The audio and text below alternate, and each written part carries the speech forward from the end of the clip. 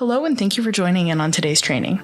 Heart & Solutions is a proud provider of CE-eligible trainings for our counseling community. This training may be eligible for continuing education credit hours through either the National Board for Certified Counselors, provider number 7376, or the Association of Play Therapy, provider number 21-645. To obtain CE hours for today's training, be sure to follow the steps in the description below to find and take your quiz.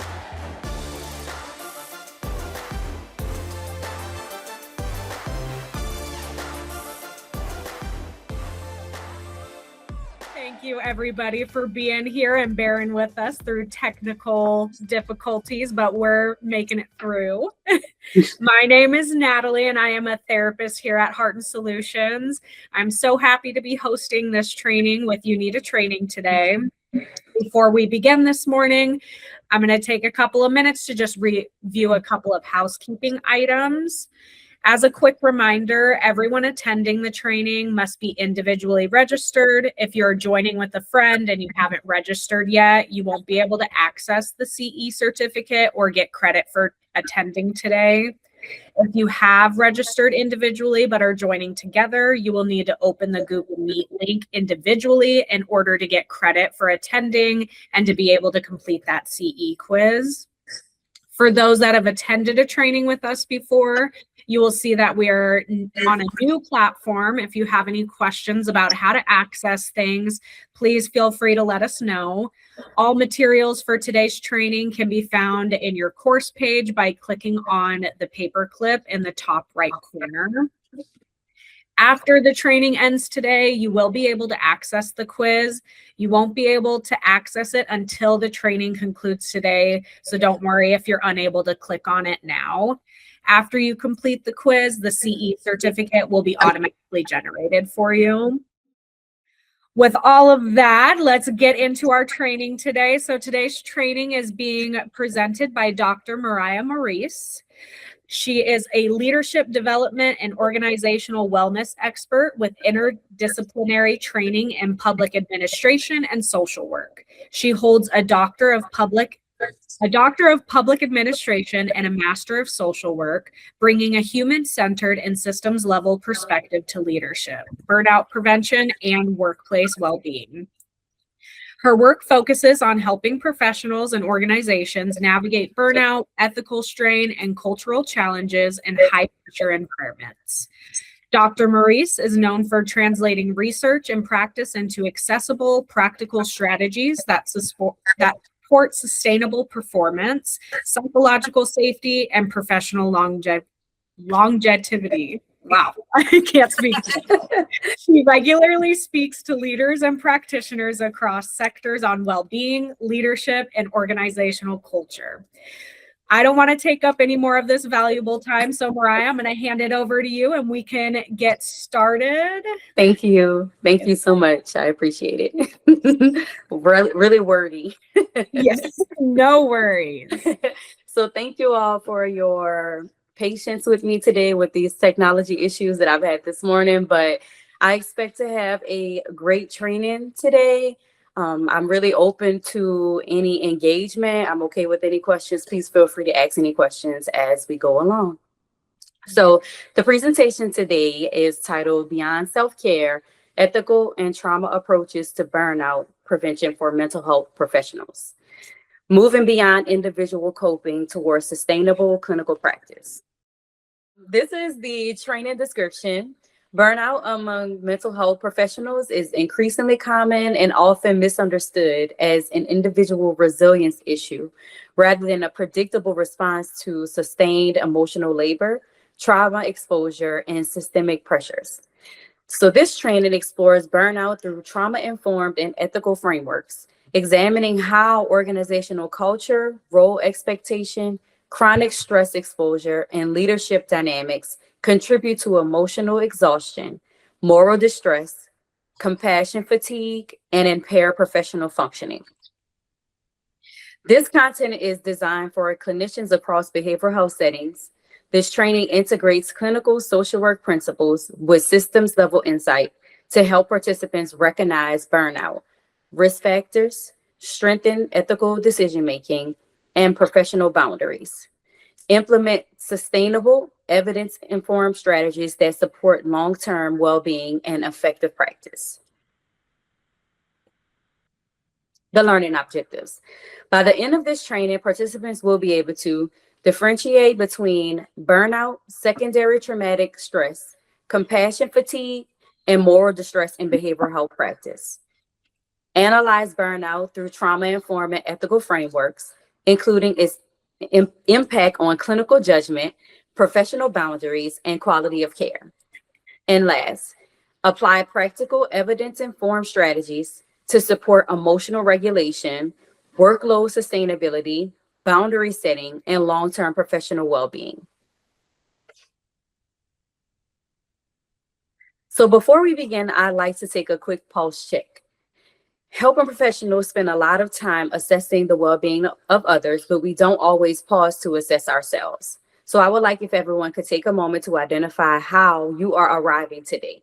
This is not a right or wrong answer. And if you are comfortable with sharing, please feel free to share by responding in the chat. How are you arriving today? So you can choose the response that best reflects your current experience, or you can add one if your option is enlisted. Excited. Thank you. Engaged but tired, me too.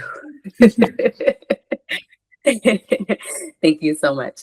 Okay, so as Natalie mentioned, the presentation will be broken down into parts. I found that may be the easiest to follow and allow us time within each part, because I know that burnout is such a big subject and it can be emotionally taxing sometimes. So I wanted to try to make it, less exhausting and just try to break it down as easy as possible.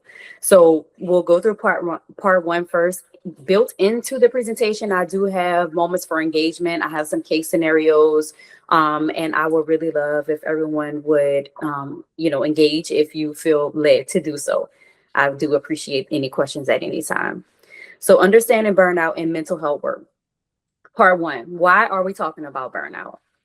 Burnout has become one of the most significant challenges facing behavioral health professionals today. Clinicians are managing increasingly complex cases while navigating staffing shortages, productivity expectations, documentation demands, and ongoing exposure to trauma and crisis. While stress is an expected part of the helping profession, burnout represents something more significant and potentially harmful to both providers and the individuals that they serve.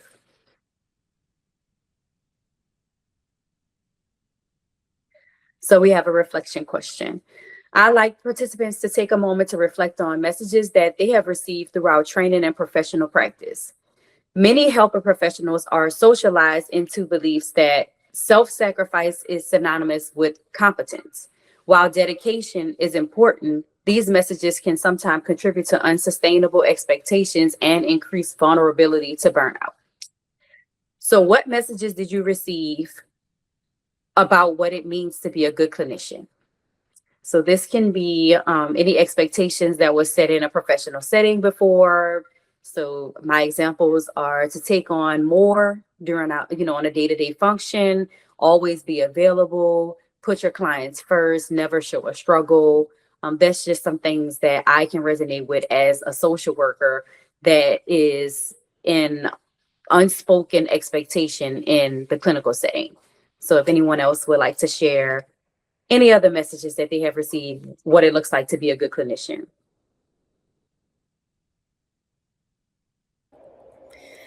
I don't want to mess up all my screens with the chat, but never where I work now, but at a previous place I worked, a lot of this kind of resonates with me of like, you have to take on more, or,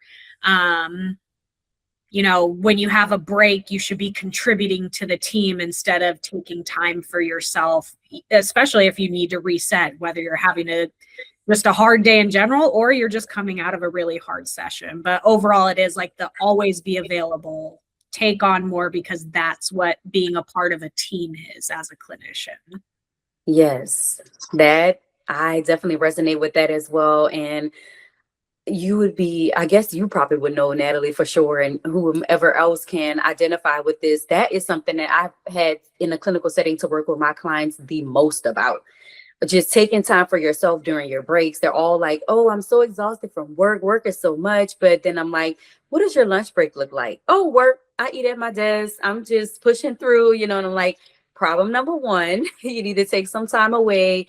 I am very big on using your designed time, like your lunch break and your 15-minute breaks or whatever that look like, but also listening to your body as well. So you need to check in with yourself, because our body doesn't always work on a designated break time. We may feel something when it's not the designated break time, and then you need to take that time to yourself to see, kind of like check in and see how I'm feeling, what's going on, is something triggering me. So that is something that I've just, as a clinician, have always been big on as well. So I do appreciate that you share that, because that's something that we all have come across before. If we feel like we're drowning in work or we're a little behind, oh, I'll just do a little bit during my break.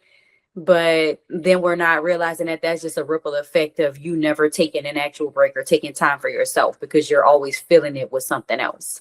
So yes, anyone else would like to share on that?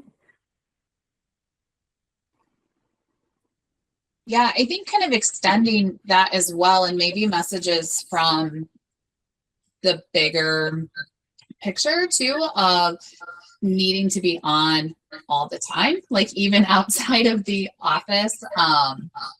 Like, you can't mess up, right? Like, what do you mean? Like, you're supposed to have it all figured out, or your kids shouldn't ever misbehave, because isn't this what you do for a living? Or kind of being everybody else's go-to person. I think kind of having that, like, I should be a professional at every single moment of my life, is something that was kind of part of the information that was given to me early on. Yes, I've seen that so much. I don't know if I can't recall like an actual title of a movie, but I feel like any behavioral health specialists or social workers in movies, that is like, that kind of sets the tone for everyone. And then you realize later on in the movie that their life is falling apart. It's not even together, but it looks like it is, because that's the expectation. So yes, that is something that is definitely, like you said, your kids shouldn't act out. You should know how to handle all behaviors, all tantrums, like just have everything under control. So yes, that's definitely something that also kind of, unfortunately, is set as a foundation for us as clinicians. But we know now, far along in our careers, that it's not the right way to do it. So yes. Thank you. I appreciate sharing. So what is burnout? Burnout is more than simply feeling tired after a difficult week. Research has consistently identified 3 core dimensions: emotional exhaustion, depersonalization or cynicism, and a reduced sense of professional accomplishment or effectiveness. Burnout develops over time and is typically associated with chronic workplace stress rather than a single event. So basically, something that just keeps building, keeps adding on. So it's like, not the one day you overextend, not the one day where your boundaries may be poor, and so you're taking on extra work or you're helping someone in addition to already being stressed out. It's the reoccurring events. It's every day showing up to work, having that on top of what you had yesterday when you didn't decompress, didn't, leave your work at work and didn't take it home. It's the recurrence. Signs of emotional exhaustion. Emotional exhaustion is often the first and most noticeable sign of burnout. Clinicians may find that they have less emotional energy available for clients, coworkers, and even family members. Recovery becomes more difficult, and normal stressors may begin to feel overwhelming. Depersonalization is often misunderstood. It does not necessarily mean that clinicians stop caring. Rather, it may represent a protective response to chronic emotional overload. Clinicians may become detached, cynical, or emotionally distant as a way of managing overwhelming demands. So this is something I can also identify with. It's usually something that you can't quite notice. You may just start being a little more edgy, or something that you normally would handle on a day-to-day basis may feel very heavy, or I just don't want to be bothered with this today. It kind of looks like signs of just being a little agitated per se, but that's like a sign that something bigger is going on, especially if it's something that you do continuously, something that you feel like, okay, I was fine last week, but now all of a sudden I'm just not wanting to be bothered with this. Then that's one of your signs that like, hey, something may be going on. The third component of burnout involves a reduced sense of professional accomplishment. Clinicians may begin questioning their effectiveness despite evidence of positive outcomes. This can contribute to feelings of discouragement and disconnection from the purpose that originally drew them to the helping profession.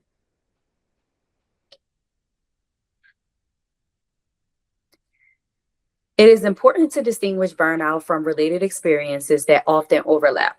While burnout develops through chronic workplace stress, secondary traumatic stress emerges from indirect exposure to trauma. Moral distress occurs when clinicians know the ethically appropriate course of action, but are unable to carry it out because of organizational or systemic barriers.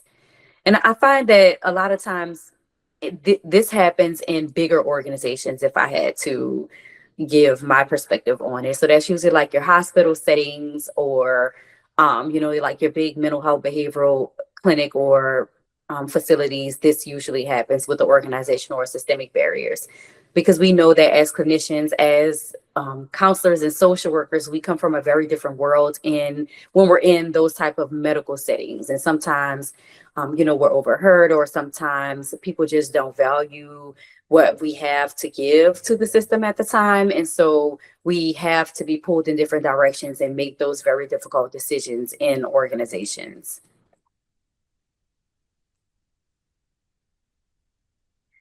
Mental health professionals frequently encounter traumatic stories and experiences. Over time, repeated exposure can affect clinicians emotionally, cognitively, and physically.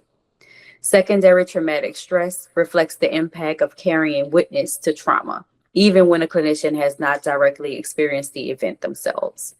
I think with this one, a lot of times we over focus on the big things like, oh, my client's mother passed away and things like that. But we also have to realize that there are smaller things that may not seem as traumatic up front to us.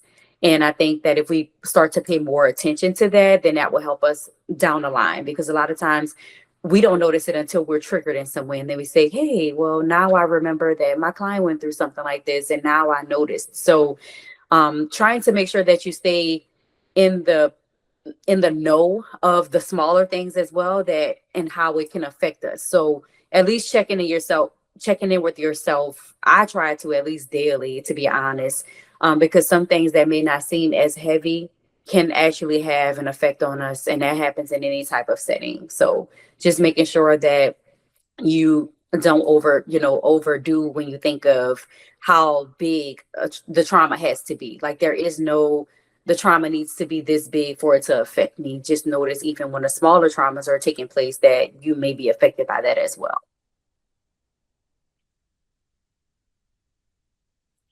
Moral distress has received increasing attention in the healthcare and behavioral health settings.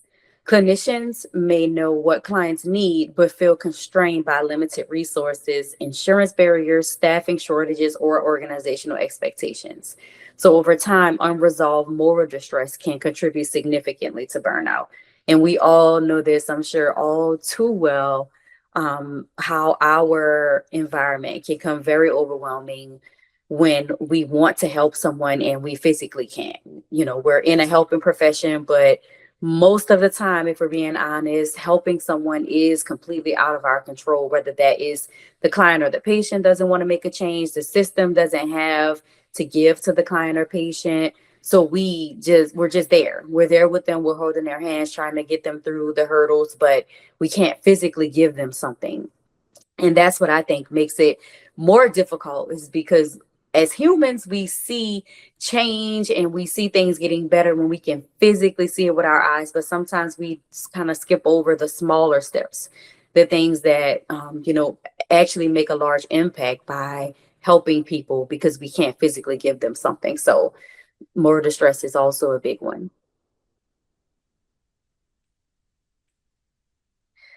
Okay, so I have a case scenario.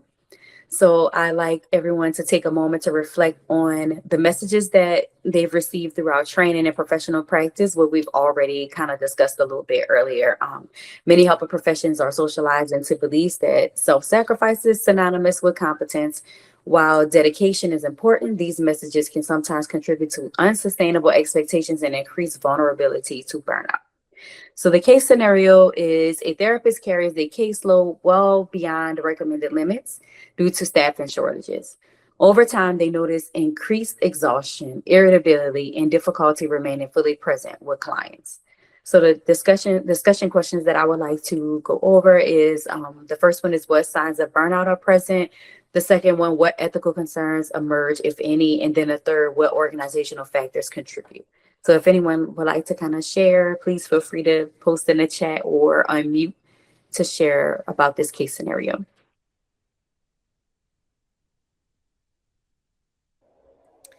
I mean, signs of burnout here, we got, just that exhaustion, the irritability. You have like that low compassion fatigue coming in.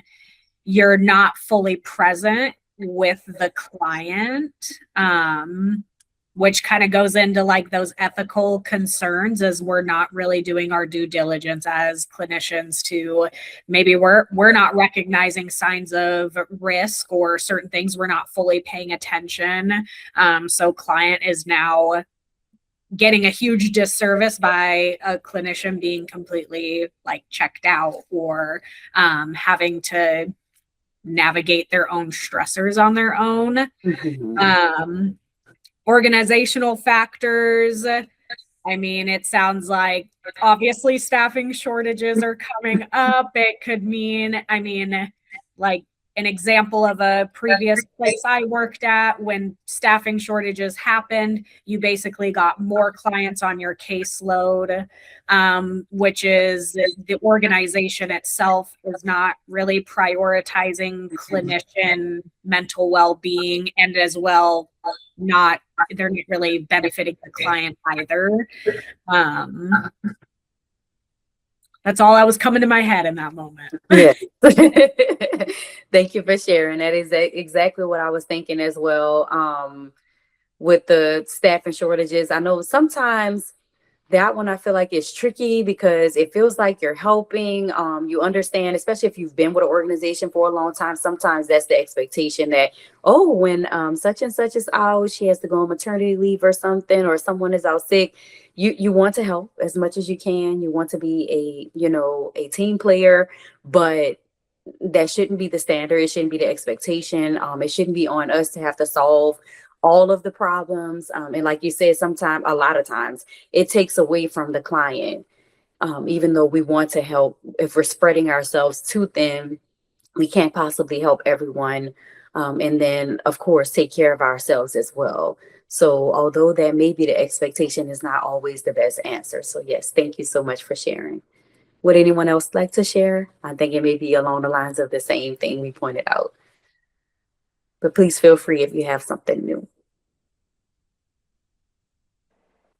Yeah, like you said, Mariah, I think for me, it is very much a repeat of what was said. But I think looking at the bigger, longer term picture as well of when we want to step in and help others or kind of cover those gaps, I always worry about the longer term implications of losing a fabulous team member or just a provider in the field in general because of that burnout and their inability to sustain themselves. And so kind of that short term helper coming into play, but really setting us up to harm ourselves long term when we can't sustain like that. Yes, that is so true. That is so true. And that is major. And it kind of tells the values, like Natalie mentioned, of the organization. And I hate to say the ones that don't really care, but the ones that focus more on, metrics or just getting the job done over sustainability and making sure that everyone is taken care of as far as, being able to manage on a day-to-day function. So yes. Okay. This one is, I think we may have a repeat on accident, so I'm skip. Okay, so now we have the key takeaways. So before moving into trauma-informed perspectives, I want participants to remember that burnout is not simply an individual weakness. It is a complex and predictable response to chronic occupational stress that affects both the clinician well-being and service delivery as well.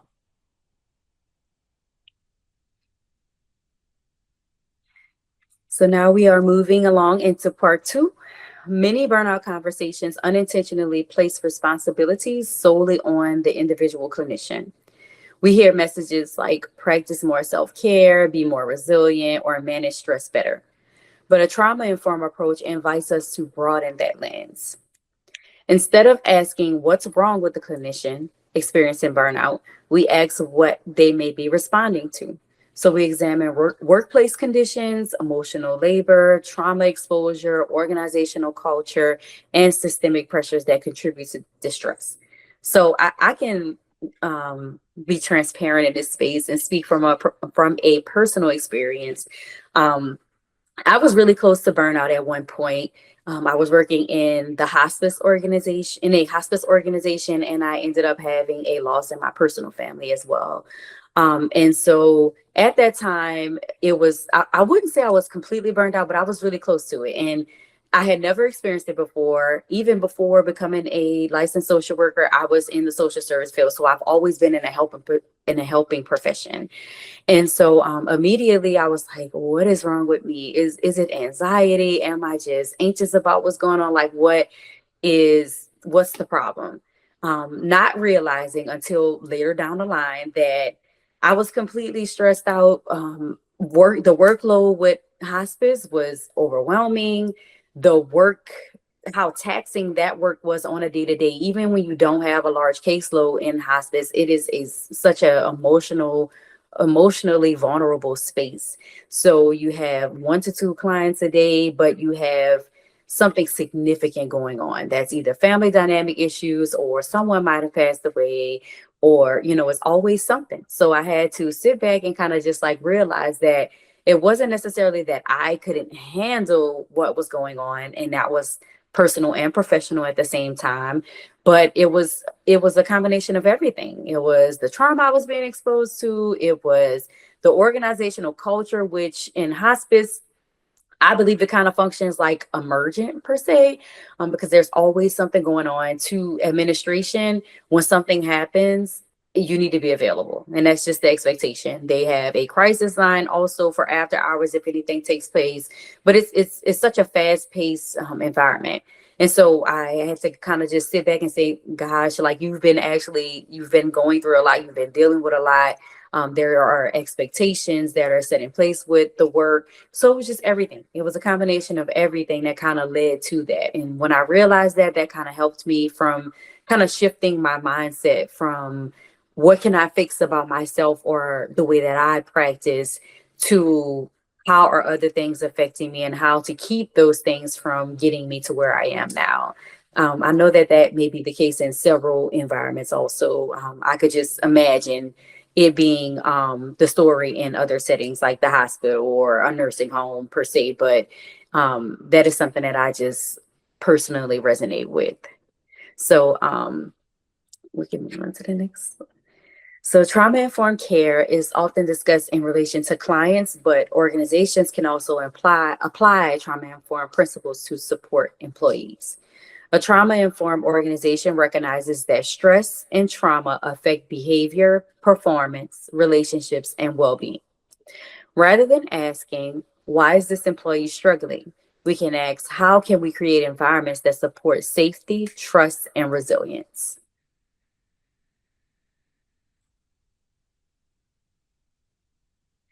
The 6 principles of trauma-informed care.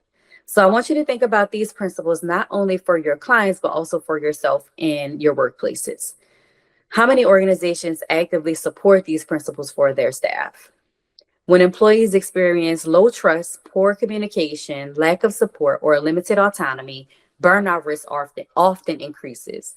So I know just for me, I can think about probably almost all organizations that I've worked for, besides maybe like one or two. It would be easier to identify the ones that did identify with these principles than did not, if that makes sense. A lot of them are focused on the metrics or, getting the job done, like we've mentioned already. But I'm not pointing a finger at any organization or calling them bad or good, but I know that it may be harder to take this time to make sure that we're focusing on these type of principles when it's such a big organization or there's so much to do beyond taking care of patients or clients. So can you all identify with any, organizations that actively support these principles?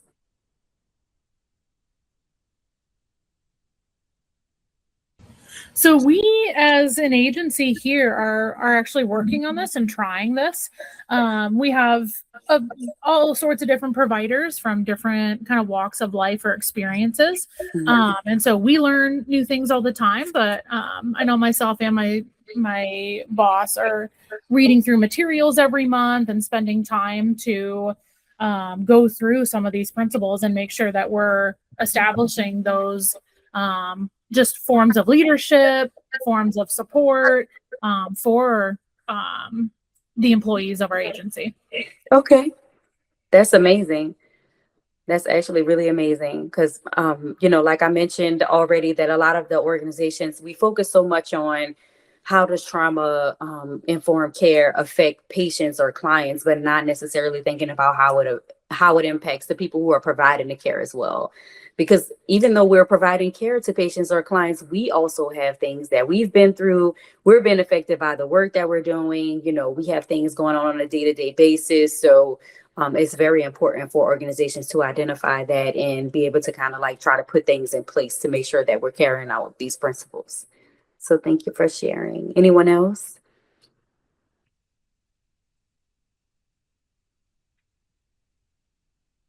Okay, thank you.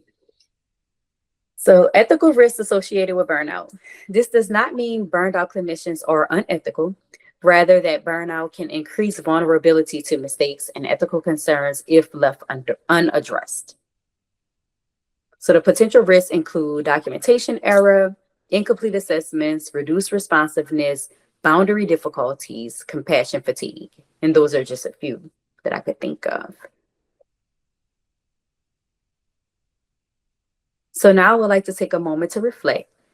You don't need to share unless you would like to, but consider where your organization excels and where there may be opportunities for growth. I know we kind of talked about that just a little bit already. We jumped the gun just a little bit, but if there are any other strengths that you could think of or any challenges or something to work on within an organization.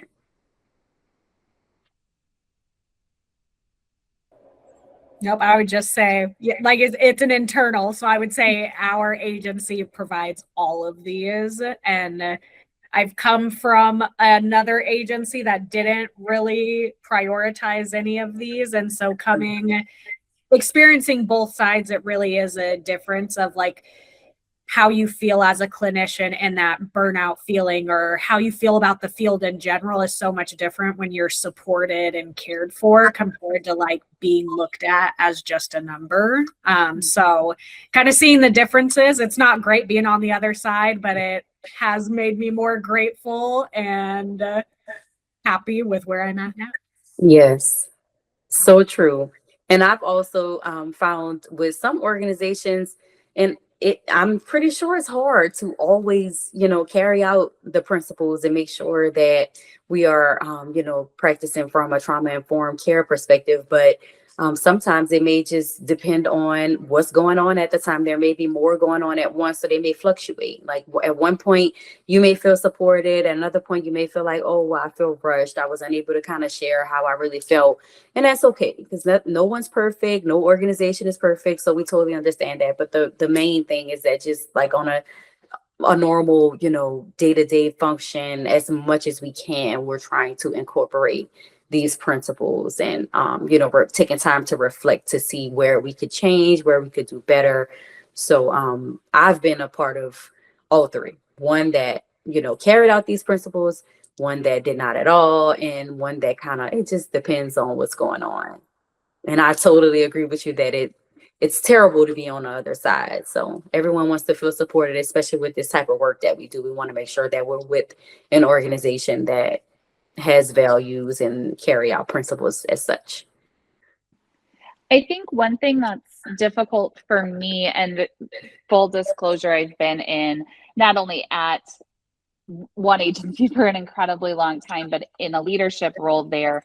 And so we are actively working to do these the best that we can. But I think one thing that is a never ending struggle is having either providers who are new to the field or who are coming from an agency or any place of practice that didn't maybe support these principles as much, and really having to build that relationship and that trust with them. And often we see that fear to discuss burnout or share those concerns until they've reached a really pivotal point, just out of that fear of, if I share, it's either not going to be heard or reprimanded. And so trying to kind of early intervention and support, even though that maybe isn't the norm everywhere else, and building that trust is sometimes difficult.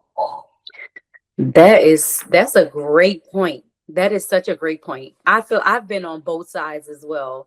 I've had to try to, like you said, get people that were under me comfortable with the environment.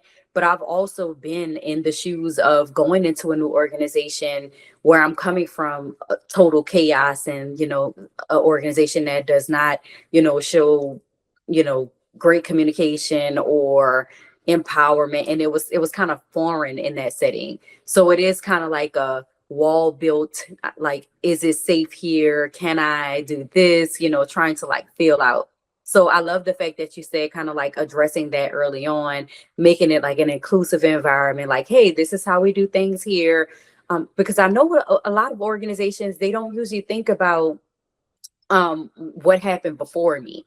It's like, okay, you're here now, this is what we do, not really taking, you know, into consideration that everyone has all this experience. They've come from 5 different places. We all have to relearn systems, even if you've been in the same type of field before. When you go to a different organization, things are different. Like, it's just different. It's like you're getting a culture shock. You're having to learn new things. So the standards aren't always the same. So that is very important. Like, up front, just making sure that like they understand, I'm not sure where you've come from. You may have come from this, but this is what we do. And that is so hard. That is so hard to get the wall. And I feel like with clinicians in general, we're there to like listen to other people is how we feel. So a lot of times we don't think that what we have to say is as important, or what we have going on is as important, because we're here to solve a problem. So making them feel comfortable and understanding that you are here to help your clients and patients, but at the same time, you have to make sure that you're able to, like, we can say it until our faces turn blue. But if we're not, because at one point I know I was a person where I would say, it's great to talk about it. Don't just keep things bottled up. Like, I could say that in my sleep.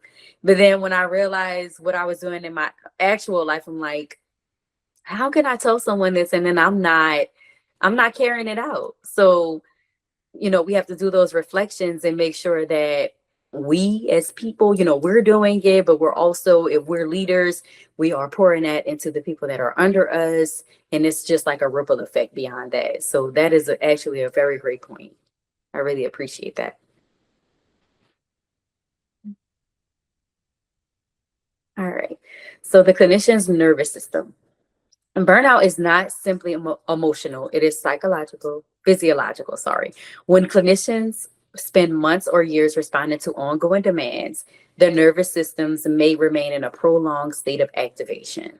This can affect concentration, emotional regulation, sleep, and overall functioning.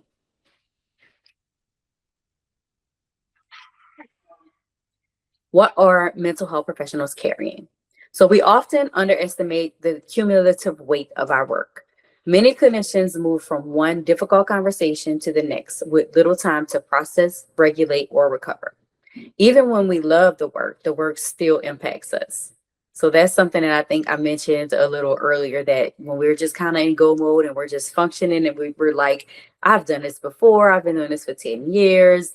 It doesn't mean that you don't love the work because you're impacted by it. It's, it's not a moment to judge yourself, because we all have our personal lives that we deal with, but then we also have to solve everyone else's problems. And we also mentioned earlier how we have our family lives and we have our children and we're trying to solve their problems. So of course, if we look at the bigger picture, we realize that we do have just so much going on all the time. There's so much exposure.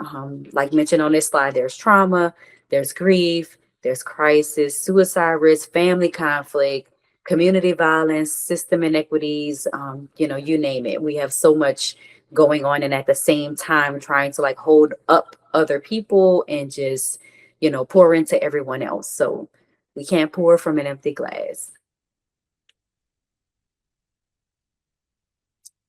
This is one of the most important concepts in today's presentation. Burnout can be understood as an adaptive response to chronic stress. If demands consistently exceed available resources, eventually something has to give. Understanding burnout this way reduces shame and helps us focus on meaningful solutions. So burnout may reflect chronic overload, resource depletion, ongoing stress exposure, not weakness, not a lack of commitment, and not personal failure.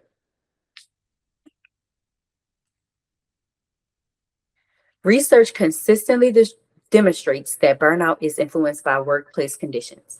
This is why self-care alone is rarely enough. If systemic contributors remain unaddressed, individual coping strategies may provide only temporary relief. And I know that with this slide also, I can resonate with this during my near moments of burnout. When I did self-reflection originally, I sat back and I'm like, well, I go and get my nails done every 2 weeks. I get a massage, try to go once a month. Those are the superficial things that we think about when we think about self-care. If we soak in a tub twice a week, or if we have a glass of wine once a week, or, it's the superficial things that we think of immediately when we think of self-care. But after my near burnout experience, I realized that self-care looked like something that actually refuels me. I have to recalibrate, my mental, my physical, because those things are great in the moment, but they're not really sustainable if you think about it long term. Because when I'm at the nail shop, I'm sitting in a chair, but I'm also thinking about 1,000,001 things that I have to do. Like if you're not present with it, if you're not sitting in the moment, thinking of those emotions, working through those problems, or just simply not thinking about anything, doing something constructive with it, or not thinking about anything, that it's not really self-care. So, one of my practices that I incorporated was what I mentioned earlier, by taking those breaks, even when it's not on a time schedule with an organization. So if I have a client or a couple of difficult clients and I'm like, I'm just not like, I just don't feel good, then that's my red flag to take time. I'm going to go do some grounding exercises. I'm going to go and do some guided meditation. I'm not going to, the old Mariah would say, oh, you just have 3 more clients, push through, wait to the end of the day. You're going to be off soon. And then the post almost burnout Mariah said, when you feel it, you wouldn't stop the client's session or anything like that. Nothing, too extreme, but you would, when you feel it, you need to take that time to check in with yourself and say, hey, what's going on? Even if that's taking a short walk, those actual moments are more self-care a lot of times than the superficial, like soaking in a tub. It does work, soaking in a tub, because I do that as well, but just making sure that we're intentional with our time. All right, so this framework helps us understand where burnout often develops. The greater the mismatch between an employee in these 6 areas, the greater the likelihood of burnout. So the 6 areas of work-life mismatch is workload, the control, the reward system, the community, fairness, and the values.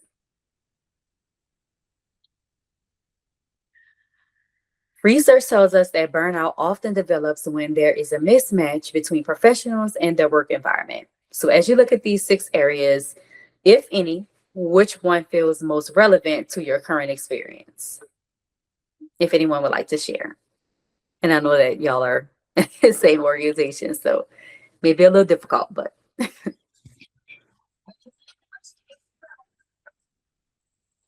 I think I see two perspectives. So in a leadership role, I think for me, like the workplace reality is always a challenge of what we call firm yet fair, right? Like, okay, I have to have boundaries for everyone's good, and I wish that I could just say no, like there's no expectations, there's nothing you have to do to stay employed, but still trying to approach that fairly is something that I find myself like, nope, I got to stick to this boundary for myself as well. And I think if I had to guess for our current therapist, really thinking about that workload, not from a I don't want to standpoint, but at the end of the day, like, there are things that have to be done so that we can continue to ethically see clients and continue to make sure that and trying to, which I think makes it circular in my head. Like I want to be really, really, no, don't worry about it, but I need to be fair in how that workload is kind of distributed, which then I think would be what they would say is their biggest challenge. So I don't know if it's a long way to answer that question, Mariah, but Yes, that makes sense though. And I'm glad that you pointed out that depending on, that's why I said current role, like depending on what your role is in the, in the organization, it would change. But the most important thing, the mismatch comes from not understanding each other or not understanding each other's perspective or what we're going through. But as a leader, like you mentioned, it's important for you to realize that what would affect me or what my reality isn't necessarily, what the story that my counselors or social workers would have to tell. So it may look a little different, and that's okay because the expectations are different, the roles are different. Just having that understanding that I understand what's going on is the most important. So yes, thank you.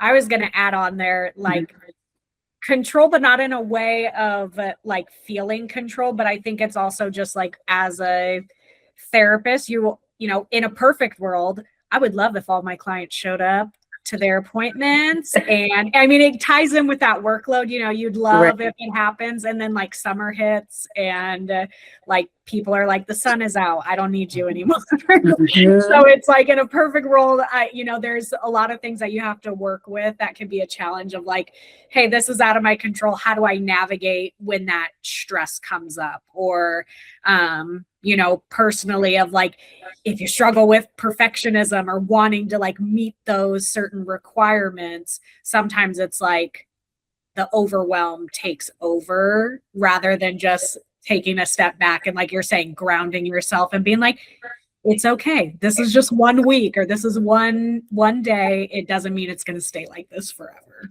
Exactly. Yes. And that's what I found to work for me as well. Like you said, naming it. That's what I call it. Name it. Identify it.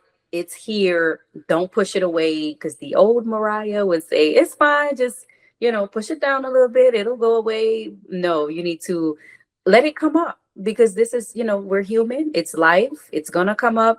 Identify it. Understand that this isn't the forever. If it is the forever, then of course that's the issue that for another day.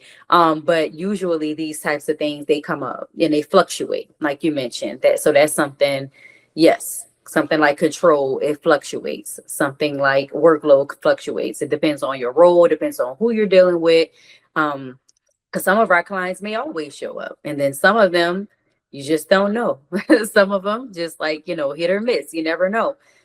Just understanding that is out of my control. That's something that I cannot control. Even if I wanted to, I cannot control that, and just being okay with that. So yes, thank you. And I think to kind of finish this question out, like I am similar with Colleen of like being able to see kind of both sides of like there's stuff that we have to do to maintain where we're at. Yet we've been in that position before.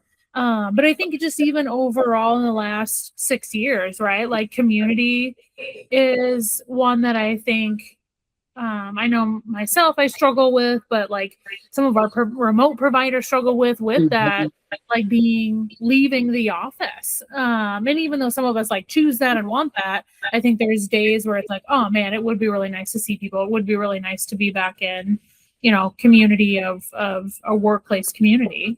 But yeah, that's kind of where my thoughts on that one. That is so true. And that's why I love organizations that incorporate some type of like team building and value things like that, because we're all different. Like you mentioned, some people, they're like, woohoo, I'm home. And those of us who love social engagements, we would love that. And especially in this profession, this is just my personal preference. I believe it helps us. I believe that we are strongest with our peers. Someone may be going through something that we're testimonies. You can help me through something you've been through. I can help you. Because learning, just like human engagement, period, it's hard. Like we're expected to know everything about humans and we don't. And then the more that time goes on, the more we don't know about them, because our kids these days are so different from how they used to be. So we're always having to like learn something that we don't, that's just brand new to everyone. So just having each other to kind of lean on, I feel like it's so helpful. So I love like anytime I've been a leader, I've always tried to incorporate some type of like team building, just to make sure that the community stays strong. And I found it so helpful. So I totally identify with that as well. Thank you. Just as there are risk factors, there are protective factors as well. So supportive relationships, meaningful work, psychologically safe environments can significantly reduce burnout risk and improve workforce sustainability. So we've already kind of talked about some of this, having supportive relationships. This is in practice and outside of practice, I believe. Making sure that we are remembering our why. That's hard a lot of times when the workload is heavy. So I know a lot of times I'm not directly in a clinical space right now, but when I would always say like, why am I doing this? Like, is it really worth it? Some of those hard days, they kind of pull you away. They kind of like take the reminder of why you're doing something away from you. So just making sure that we understand that we are still doing meaningful work, even if we're not helping as many people as we would love to, we're still there for a reason. And then making sure, within organizations that we are making sure that we're feeling psychologically safe. Can I go to my supervisor? Can I talk to them about things? And having a reasonable caseload or a reasonable workload is also important. So burnout is not solely an individual issue. Trauma-informed organizations recognize that workforce well-being is shaped by both personal and systemic factors. So when we address both, we create conditions where clinicians can thrive rather than simply survive. So burnout prevention requires individual awareness, trauma-informed systems, supportive leadership, and sustainable workplace practice.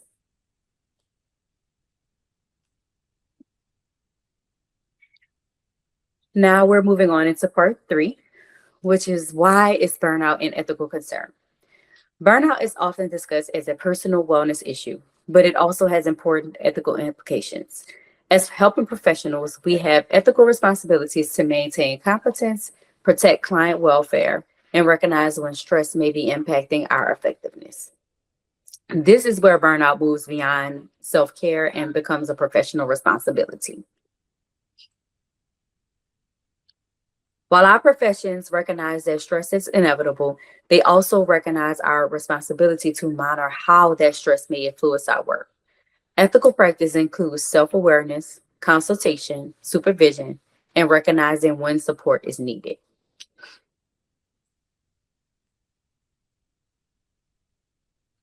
When clinicians are emotionally depleted, cognitive functioning can suffer. Decision-making also becomes more difficult. We may miss subtle clinical cues, become less patient, or rely more heavily on routine responses rather than thoughtful clinical assessment. So that's basically just trying to make it, just pushing through the day, just doing what I'm used to, just applying what I've I'm used to applying, instead of being more present, taking each situation as an individual situation. Even though you have those experiences, you're making sure that you start with a clean slate. You're mentally present, you're there, you're paying attention to the cues, and then you're making, the best assessment that you could make for each client.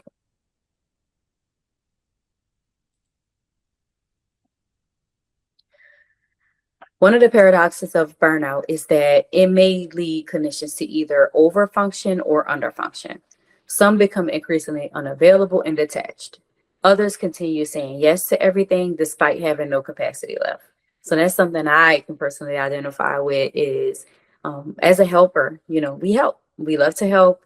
We want to be there for others, but it becomes a boundary issue when we're saying yes to things and we know we don't have the physical or the mental space to take on something else. So, a part of applying, the boundaries in the therapeutic environment, making sure that we are, able to care for our clients, but also, care for ourselves, is setting those boundaries continuously. I personally believe that setting boundaries is something that we all could continue to work on. They may be harder at sometimes than they are at others. It may be harder with some people than it is with others, just kind of depending on who you're working with. So I believe that, boundary setting is very important. Personally believe that it should be, specified at the beginning of a relationship, irregardless of what type of relationship it is. That way there's no confusion, or you have a reference to go back to, like, hey, I mentioned before, this is my boundaries. This is how I feel. This is what I would like to see in our relationship. And that way, it can be carried out, or, you can give a quick refresher or reminder of it, but the standard is already set.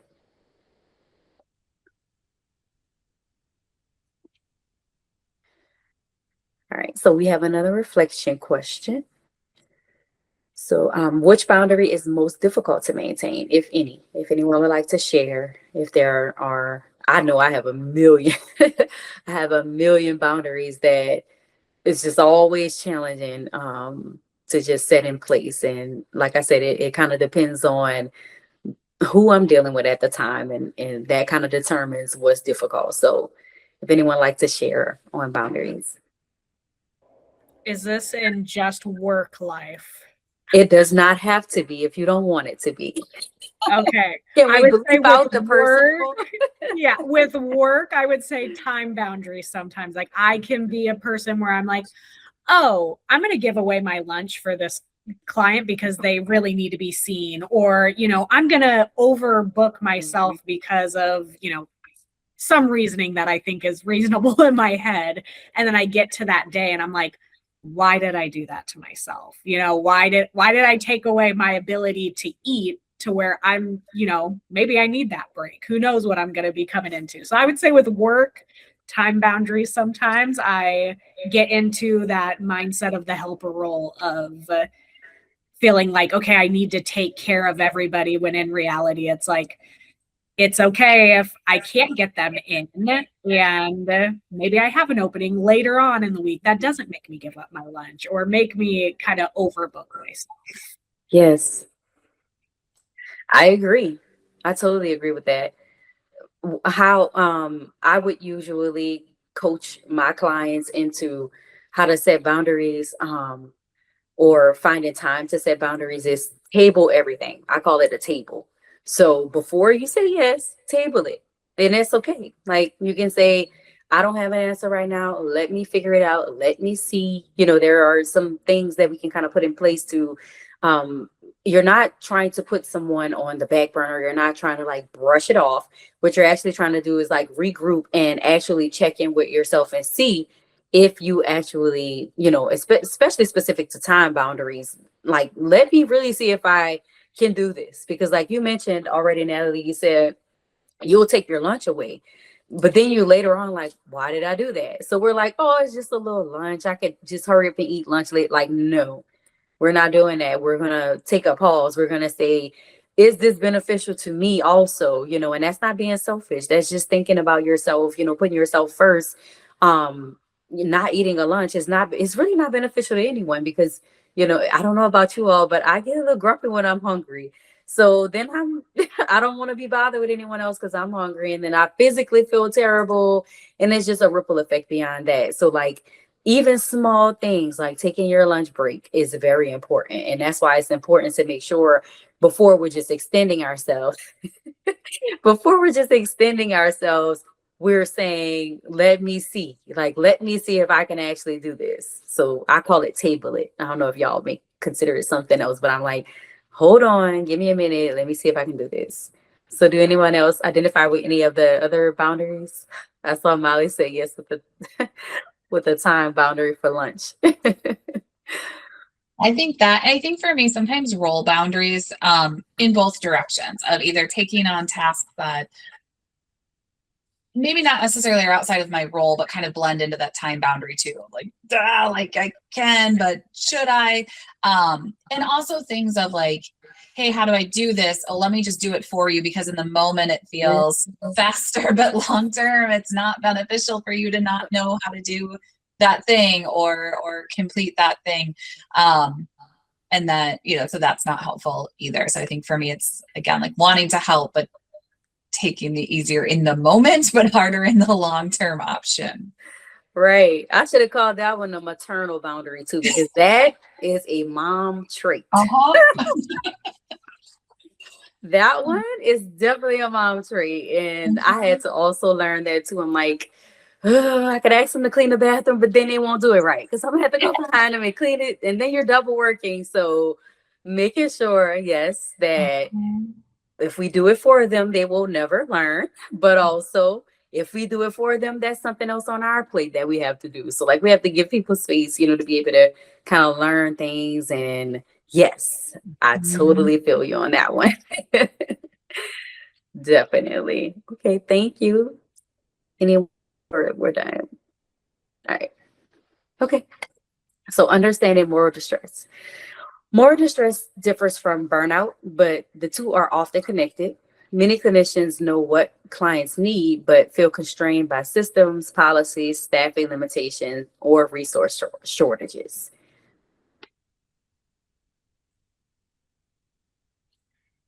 These challenges create tension between professional values and organizational realities. Over time, repeated exposure to these conflicts can contribute significantly to emotional exhaustion. So staffing shortages, limited resources, productivity expectations, insurance restrictions, time constraints, organizational policies. I know with the insurance restrictions, for some reason, everyone just screamed at me. But I found that a lot in a behavioral health setting, in a clinic group setting. I worked with an IOP clinic, and a lot of times we noticed that the clients functioned better when they had structure. So when they came to our groups, they attended the groups, just like we talked about that community, that was their community. And then we would have that awful conversation with them that, hey, your insurance, in our words, have only approved you for 5 more days. So then you have 5 more groups to attend. But then we're framing it, unfortunately, like it's a graduation for them, knowing, that when they stop coming to group, that's their structure going out the window. So like what happens to them beyond that? So, just morally knowing what's right. I know that's a problem I had all the time. I hated doing the graduations because I felt like we were really doing a disservice to the clients, because it was something that was out of our control. As clinicians, we can't control what the insurance companies approve, or, even if you're not I wasn't in leadership at the time. So, what administration, decides on, but then we have to deal with what's going on with the client. And I knew a lot of times, I'm like, he's not ready. If he stops, he's going to be in the hospital. It's going to be just like a ripple effect beyond that. So just having those types of things going on where sometimes we don't notice that we're really affected by that. As a clinician, we're there with the clients all the time. So we feel constrained with them because we don't make those decisions. We don't have the ability to make those changes. We don't have resources to say, hey, you can just come for free. So it keeps us in a space of, how do I work through this? And, my personal, like thoughts about, how the system works versus how can I walk my client through this? When they come back, being okay with this is how it has to be. I'll have to discharge them, but when they come back, how do I support them in that as well? So for some reason, that one just kind of screamed out at me. All right. So case scenario, I know we did one already, so I'm not sure why it's number one, but a clinician has a caseload that exceeds recommended levels. They are aware that client needs are increasing, but continue accepting referrals due to staffing shortages. We have staffing shortages again. So what ethical concerns exist? What signs of burnout are present, if any, and then what system factors contribute?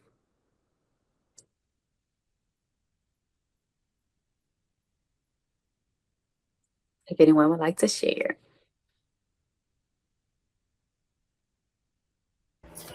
I mean, I can share sort of a little bit of an example of just provider experiences that I notice where we have a I don't know, like an hours requirement that we have for our full-time providers, and we do have providers who see over that number, and it's kind of I as a supervisor, those clients or client hours going over a little bit, I tend not to do too much about or say too much about, because then they get some extra benefits there. But I do have a provider who sees a few even over that, and I do check in with her regularly of like, how is this feeling? Is this okay? It's a lot. And, you continue those conversations, even if she's told me, no, it's cool, it's good. It's still something that I have on my radar to check in on, because it can be a lot. Yes. So I'm pretty sure she is grateful for you and anyone else who is under, your leadership, because when we do things like that, we don't always notice. We're just trying to help. We're just trying to some people, and I'm not here to judge, some people just take on extra because they need the financial support, but we're not considering that, yes, you may have more money, but you have less to give. You're, less competent mentally because you have so much going on. So I think that is great that you notice that, everyone's capacity is different, but let me check in with her and see how she's doing. And just because she's okay one day doesn't mean that she's okay another day. And she may not come to me and say it. I need to make sure that I'm paying attention to those things. So that was a great scenario. Thank you so much. I appreciate that. Okay. All right, and I believe this should be the last case scenario that I have, but we have another one. A therapist feels emotionally exhausted and notices increasing irritability with clients. So they continue working without consultation because they worry that it may be viewed as incompetence. So this one kind of highlights how stigma around stress can create additional risks. I know we talked about this just a little bit about coming from an organization where you're just not sure if you can say things like this. So seeking support is often viewed as a strength, not a weakness in a real world. So do you see any ethical issues that emerge, or what trauma-informed considerations we could apply here? Yeah, I think just the ethical concerns of, in general, avoiding consultation is never a good choice. But also, the probability that irritability or those general feelings of just blah towards clients are unlikely to resolve or improve without consultation. And that then leads to showing up very differently in session, intentionally or unintentionally. So, the worry about the ethical care that clients would be getting as a result. And like you mentioned, not because of the provider's incompetence or anything like that, but when that burnout is not addressed, we are all at risk. Yes, so true. I'm glad you said we are all, because I don't know about everyone else, but I know even beyond my doctorate and everything else, I personally am a person that's big with, a consultation. I can always go to someone who, may have been through things, but I know in a clinical setting as a social worker, I have come across a lot of providers who believe that we know it all. I don't need to go to my supervisor and ask them anything. I don't need to ask, Natalie how she would solve the problem or tell her that I'm stuck on something, because she may give me the same advice. She may not know because I don't know. Or, you know, I find a lot of times that in that clinical space with counselors and social workers, sometimes we underestimate the consultation, I'll say. So even if we find value in it later on, in a moment, sometimes it's hard for us to see that value. It's hard for us to understand how important the consultation is. And it is an ethical practice. Like, we are expected to have that supervision, the consultation, that is an expectation. So thank you for sharing that. I appreciate it. I was also going to add to, like, I mean, seeking that consultation there, we have so many systems that are ever changing, all these certain things that are changing. And it's like, that's why we do the extra CEs. Like, everything is changing in the field. And, you know, from personal experience, like, I do extra consultation for EMDR. And it's even amazing of like, okay, I did the basic training, and that's what it is. Like, even grad school, you get the basics into you. And you're going to start dealing with populations or certain issues that you're maybe not familiar with. And it is hard because sometimes you're like, oh, I don't want to sound stupid, or maybe I look like I'm not a good enough clinician. Mm-hmm. When in reality, it's like supervisors are probably like, oh, thank goodness you came to me and express that, rather than like the negative thoughts that are rolling through your head. That's so true. And like you said, rolling through your head, because 9 times out of 10, that probably is not the thought process of, if you're dealing with a great leader, you know, they understand they may need to go to someone above them. Like, so having that thought is just like stinking thinking is what I call it. So look at me with the technology and Google Meet. I usually use Zoom. I had it all figured out. And then I showed up and I didn't know what I was doing. So thank you all for that. So yes, we have to just make sure that, you know, we understand the importance of consultation. And I think that if I had to guess, a lot of people also may feel like having the consultation is a form of punishment. Sometimes people just feel like that. You know, they feel like, what have I done wrong? Am I not good enough? You know, those are the things as humans that, you know, we just have running through our heads sometimes. And no, that's not always the case. You could be performing exceptionally well and still have to do consultation or still need to do supervision. We should always have the mindset that there's always something that I could work on. There's always some way I could better myself.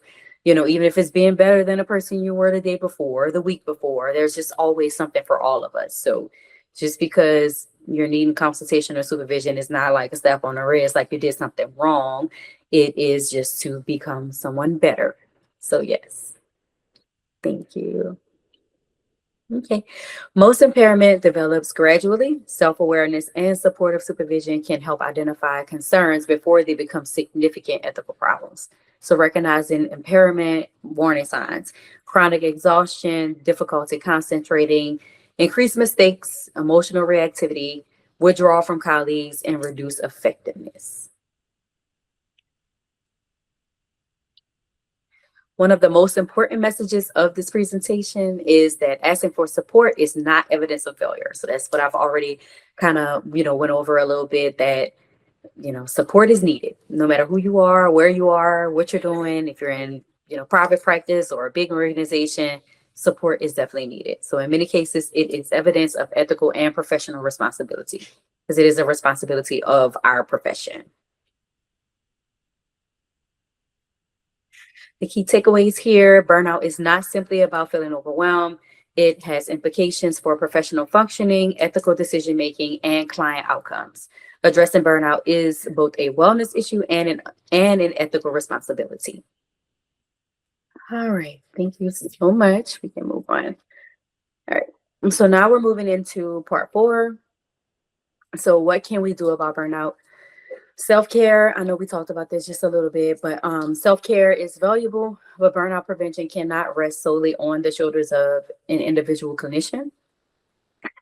As I mentioned, a bubble bath is amazing, but it cannot fix chronic understaffed. A mindful app cannot solve unrealistic work expectations, and sustainable practice requires both personal and systemic approaches.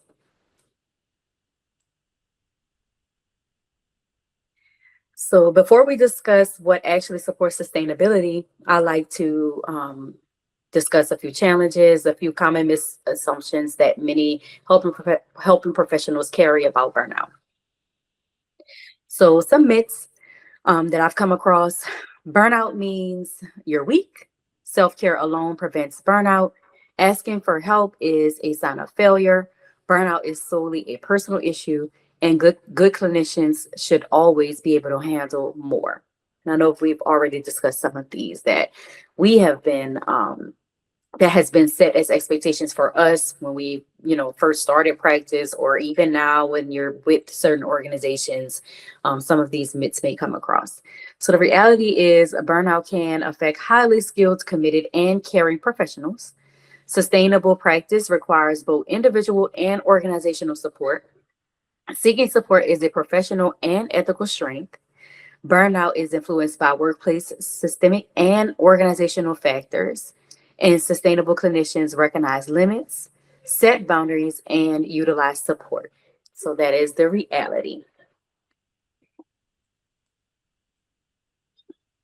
When researchers examine what protects helping professionals from burnout, these factors consistently emerge.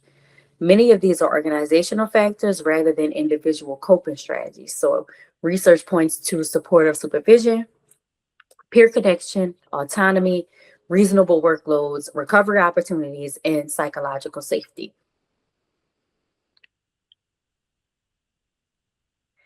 This is the framework that we'll use to think about long-term sustainability. So rather than focusing on self-care activities like those amazing bubble baths, we're focusing on practices that help maintain professional effectiveness over time. So the 5 R's of sustainable practice: regulation, reflection, relationships, recovery, and realignment. First, we have regulation. This refers to our ability to return to baseline after stress. Clinicians spend much of their day responding to the emotions of others, and that's in professional and personal lives, if we're being completely transparent. And without opportunities to regulate, stress can accumulate, and that is pretty much on a day-to-day function. So supporting the nervous system through breathing, grounding, movement, sleep, nutrition, and stress awareness. So this is basically all the things that we would sing out to our clients or patients that we're serving. We're making sure that we are not in the mindset of being too good for these same tools that we provide to our clients or patients as well, including not skipping your lunch. So nutrition is very important also. Reflection allows us to notice when our needs are changing. Burnout often develops gradually, so reflection helps us to identify concerns before they become crisis. So reflection helps with increased self-awareness, recognizing those warning signs, process emotional experiences, why do I have process emotional experiences twice? Sorry. And identify needed support. Relationships. One of the strongest protective factors against burnout is connection. And I know we've mentioned connections just a little bit. Isolation increases the risk. Supportive professional relationships create opportunities for perspective validation, learning, and problem solving. So protective relationships can include any supervisors, any colleagues, mentors, peer consultation groups, professional communities. I know I am involved in a couple of Facebook groups that I found really helpful for clinicians in my area. You can you can make them specific to your area, specific to the particular environment that you work in, like hospice or hospital or case management. So I've also found that helpful. So just making sure that you do pour into all of those protective relationships. Recovery is often misunderstood as a reward for hard work. In reality, recovery is a part of the work. So without adequate recovery, stress accumulates faster than it can be processed. So that looks like taking those breaks, getting rest, setting the boundaries, tabling the discussions, time away from work, activities to restore energy. So when we recover, we are actually doing something, or we're actually using rest as something to do. And that's like a mindset shift that I also had to take on within myself, because I felt like resting was doing nothing. I felt like it was a waste of time. I would get sleep when I was overly exhausted. And then, I realized that resting is doing something. Resting is when your brain, clears itself out and stores things where they need to be. So like resting is when I made the mindset shift of resting is doing something for my body and for my mind, even though it doesn't feel like I'm doing something, that kind of helped me to realize that I wasn't just wasting time. It was a part of the recovery that I needed to, better myself and to feel good. So realignment. Burnout often creates disconnection from meaning. So realignment helps reconnect us with our values and purpose while also identifying areas where changes may be necessary. So just ask yourself, feel free to answer if you would like. If not, we can just kind of do, like just a read. Why did I enter this profession? What values guide my work? What currently feels out of alignment? What needs to change? So, realigning is important on a continuous basis. It's not just something that we do every now and then, especially in this profession, in the helping profession. We always should be thinking about our values and how it guide our work and what feels, unaligned, because that is something that happens on a regular basis. It may be one day something is going on and another day, something else is going on, and, it all becomes very chaotic really quick in this setting. So just making sure that we're constantly checking in with ourselves and we're constantly realigning is very important. Boundaries are not barriers to caring. They help us maintain our ability to care effectively over time. So boundaries help protect our energy, our effectiveness, our relationships, our ethical practice, our sustainability.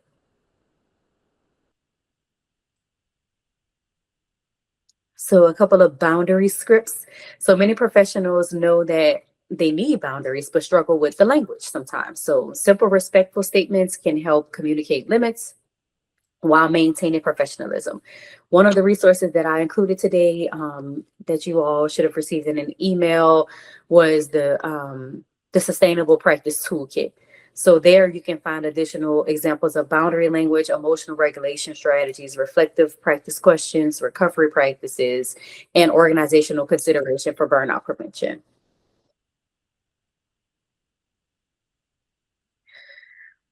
So what I have listed on the slide here is I'm currently at capacity. I need additional support to manage this workload. I want to ensure I can provide quality care. Let's discuss priorities and expectations. And those are just some things. And I know I also said, let's table it. That's something that I use personally, just to kind of give myself time to realign, readjust, recenter, and figure out if I'm able to, help with something additional or take on something additional. So I encourage everyone to revisit the resources and continue to identify these strategies that feel realistic and sustainable for your current role.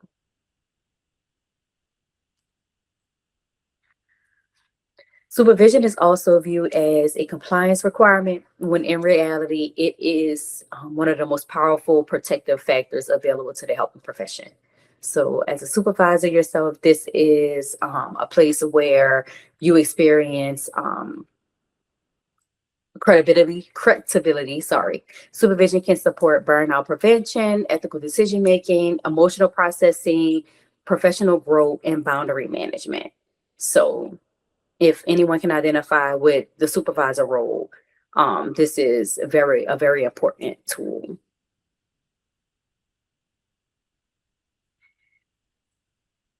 Burnout prevention is a shared responsibility. Neither side can solve the problem alone. So burnout prevention requires individual self-awareness, boundaries, reflection, consultation, organization side, staff and support, reasonable workloads, psychological safety, and supportive leadership.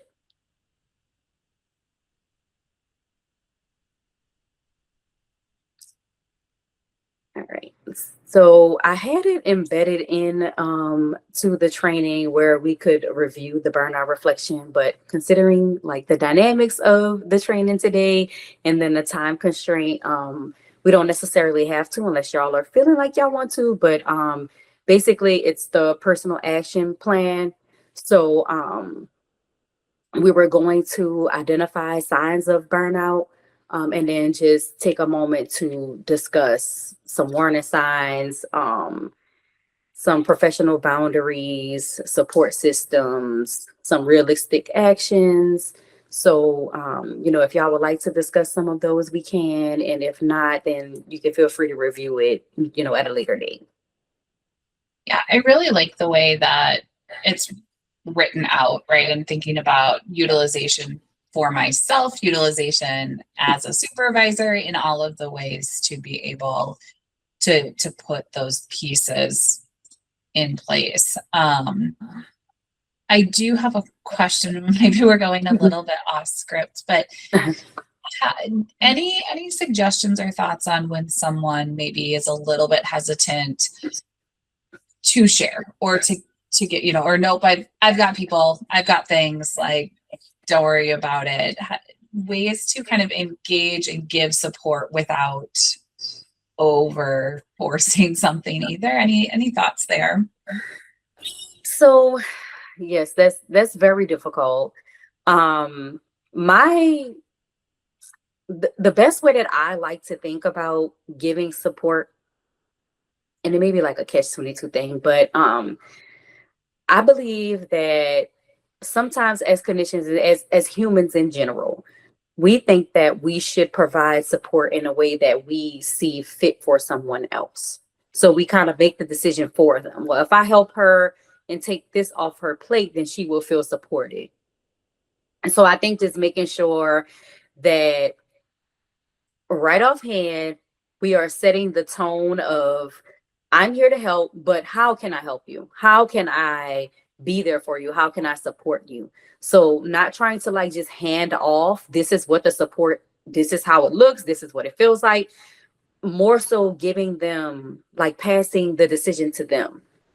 Most people feel more comfortable in that space instead of saying, like, this is how I'm going to support you. We're going to have weekly meetings. We're going to do that. And of course you have your standards set in place, but making them, I guess you would say, the focus. So like asking them the questions of, how do you feel most supported? What is something that worked for you before in an organization where you felt most supported? Was it having these continuous meetings? Was it having a buddy system where you could write something to, like giving them the opportunity to say, I feel most supported when?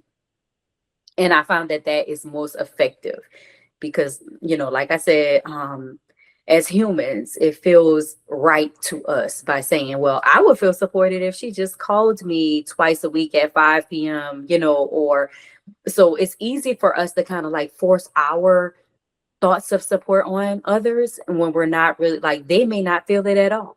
And we know that people feel supported in different ways. So I think the best way would be to open the floor to them. You can say, well, I'm prepared to support you. I'm prepared to be here for you, even if it's what you're not used to. But like, can you tell me a little bit more about what you are used to? Can you tell me a little bit more about how you feel most, like what makes you feel most supported? I hope that helped and answered your question too. Yeah. Okay. All right. Do we have any other questions, or would anyone else like to share on anything else related to the personal action plan? I like the one question on there that, like, what signs of stress do I tend to minimize or normalize? And that, kind of helps you get into that self-reflection of what are the things that maybe I ignore, that I push away, that could possibly lead me to a burnout position, or to, close down, isolate, those certain things. Yes.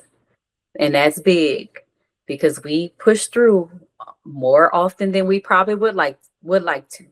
We're always like, almost the end of the day, just get to the end of the day. And then not realizing that makes everything way worse. Even if it doesn't feel that bad right now, doing it, and it's unsustainable. So like in the near future. So just paying attention to those little things that may potentially become bigger. That's definitely important there. Thank you. All right. Any other thoughts before we move along? No, this is great, Mariah. Thank you so much. These Yeah. questions in conjunction with like the reflection and the self-assessment handout is awesome. We'll definitely utilize it. Thank you. I appreciate that. All right. So we've spent some time discussing both individual and organizational contributors to burnout. So as you reflect on your own setting, if there's anything that you believe contributes significantly to burnout among helping professionals, you can share it here. I know we've kind of discussed, workload, staffing shortages, leadership challenges, work-life balance, time constraints or time boundary issues. So we've pretty much covered. So do y'all have anything extra to add there? I think one thing, and without going like too into it, is just the state of the world. I think we saw as an organization, especially within the last year or two, just a significant increase in just feeling that burnout and that sense of I am a very small piece of a very large puzzle and I can't do enough, and kind of that risk benefit analysis of like this is so much on me for what, and really having to attend to the burnout resulting from the bigger world, which is something that I don't think we talked about ever when I was in grad school, and having to see that now on the other side of things of how can I support you when I literally cannot do anything about this burnout that you're experiencing. Yes. That is something that I may look into adding to this at a later date. But like you said, with the state of the world, and we have access to so much information at all times, like with the social media and comparing ourselves to other clinicians and other people in personal lives, and all types of things that we hear about people, they're on social media and a few Facebook groups. They're like, well, I get paid $90,000 a year for doing this. And then, someone may be having a difficult time finding a job right now. So, and feeling like they may need to get out of the profession altogether. So just making sure that, we're taking breaks away from that. And we're also understanding that someone else's story isn't ours. And also people could be telling a story on there. Social media is meant for that. It's for entertainment. It's not to be, a contributor to who you are as a person, or trying to figure out if you're in the same, if you're good enough, or if you're far along enough in life or in your career. So even those types of things could be, contributing. So I totally agree with you on the state of the world. Things are changing and very fast. Yes. All right.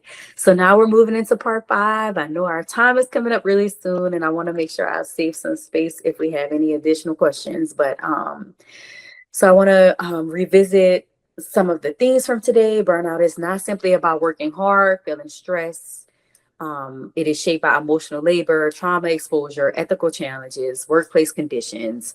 Understanding burnout through both trauma-informed and ethical lens help us by moving beyond blame and towards meaningful solutions.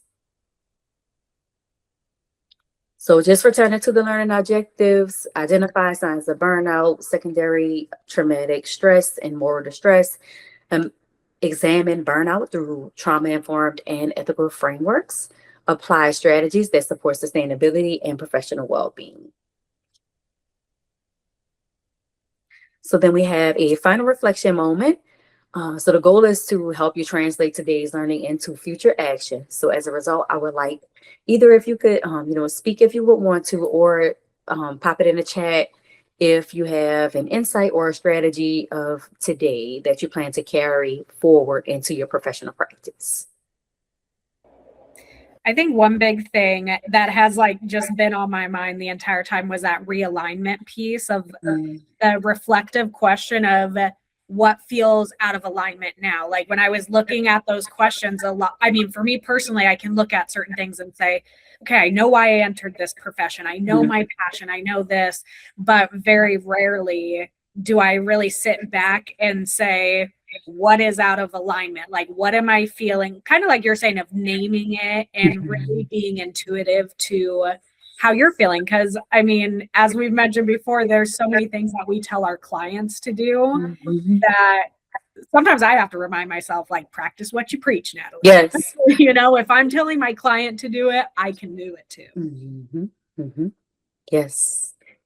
Not the feeling like we're not above, you know, the problems that other people or what we're dealing with. Like, just because we are clinicians don't mean that we may have the same. I one time had the same type of problems that my client did. And I'm like, this was an eye opener. This showed me that I may be here to help my client, but I'm still going through some stuff too. And in that moment, that's your, like, it's time for me to realize that whatever they're going through may be triggering me. So they may be dealing with something that I'm not, or that I've never dealt with. But on the flip side, it could be something that I've just recovered from, something that I'm currently dealing with. And then hearing them, I mean, you could nearly be in tears on some, you know, in some situations where it's just that touchy. You know, as a human, we all deal with things. So just realizing how significant those things are on a daily basis, even weekly basis, sometimes, you know, that we need to make sure we're paying attention to that. So yes, thank you, Natalie. Anyone else? I think I put it in the chat, but that stood out to me as well. But also from both a personal and organizational accountability, I really liked this slide that talked about the individual and organizational the words going responsibilities and like what we are in charge of and what we can do. And I also really liked the slide that talked about like what boundaries help protect. I think that we've gotten pretty good at, hey, like, you need to set boundaries. Boundaries are important, but being able to expand that narrative and give different examples and different words of like, why are these important, and just seeing them kind of in that list is something that I'm really excited to take forward. Yes, thank you. That's so true. So yes, so a lot of times I'm like Natalie said, practice what you preach. So if I'm trying to coach someone else or trying to guide someone else into doing this, then I need to, even if it makes me take the perspective of, if I was my client, what would I tell my client to do? Like, how would I tell my client to get through this? Sometimes we have to have that reality check with ourselves, because when we try to solve problems, we're like, oh, I know what to do. And then we end up not even doing what we know will work. So a lot of times it takes like sitting with those steps and saying, okay, I know that, you know, A, B, and C works. So I need to take the time with each one of those steps to try to like get through that problem. So yes, just reminding ourselves that a poor boundary may seem easy right now, but it turns into a big problem. So what types of things does it help us with? If I say, no, I'm not cutting my lunch short, it's going to be helpful for me and everyone else around me. So yes. Thank you. That was very insightful also. Okay. All right. And I believe we have one more slide to go. So today's conversation was intended to be a starting point rather than an ending point. So then we have some resources that can help support continued learning, reflection, and professional sustainability. So we have the Burnout Reflection Self-Assessment, the Sustainable Practice Toolkit. Of course, we love professional supervision, peer consultation, employee assistant resources, if you all have that available within your organization, and then local mental health organizations. And then I have my references here, and I want to thank everyone for your engagement and willingness to discuss a topic that can sometimes feel very personal and very difficult. So please remember that seeking support, consultation, and sustainable practices are signs of professional responsibility, not a weakness. And if anyone has any additional questions, please feel free to ask. All right. As a reminder, when the training concludes and you leave the call, you will be able to access that CE quiz and the post survey. You do need to pass the quiz before you can access your certificate. While you need the passing score, you can retake the quiz if needed. If you ever need a copy of your certificate later, you can always access it through your profile at any time. We do have some awesome upcoming trainings too. We also have amazing on-demand trainings that you can look out for. So don't forget to check those out. Also, an evaluation will be emailed to you. We really appreciate you taking the time to complete that. The evaluation will ask if you want to be added to the mailing list or be a guest speaker in the future. So be sure to include your email address if you do. Thank you again, Mariah, for presenting this training, and thank you everybody for attending. And don't forget that you need a training. Thank you for joining in on today's training. We look forward to having you join us again. Heart & Solutions is proud to provide CE-eligible trainings for our counseling community. This training may be eligible for continuing education credit hours through either the National Board for Certified Counselors, provider number 7376, or the Association of Play Therapy, provider number 21-645. To obtain CE hours for today's training, be sure to follow the steps in the description below.